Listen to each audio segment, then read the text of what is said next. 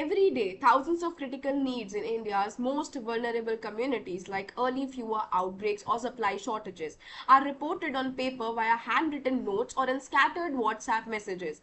By the time this information is aggregated by the NGOs or the local body, the situation has already been escalated from a manageable problem into a full blown crisis.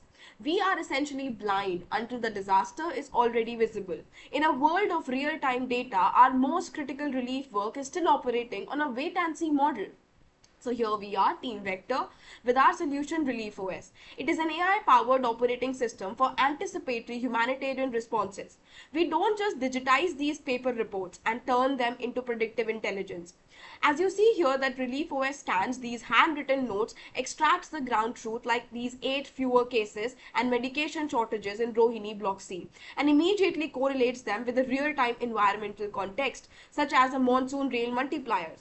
It doesn't just archive the data, it forecasts the escalation, stimulates the impact of specific interventions, and deploys the optimal volunteer swarm before the hospital ward gets overwhelmed with these. Now, exactly what we are showing, that is the gap of inaction. The first is the input engine, which is a multi-modal AI that doesn't just demand a perfect digital forms. It reads messy papers, surveys, transcript WhatsApp messages, and voice notes from the field, turning them into structured data almost instantly. Then comes a predictive core, which is an analytics layer that looks for the hidden patterns like correlating current rainfall and stagnant water reports to predict a dengue surge in specific neighborhood before it actually happens.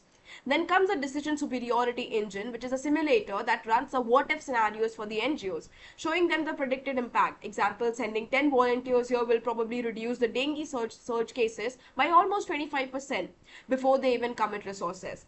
Then comes the action orchestra, that is a dynamic deployment system that manages the volunteer as autonomous swarms, automatically rerouting them based on a new data arriving from the field rather than assigning static outdated tasks.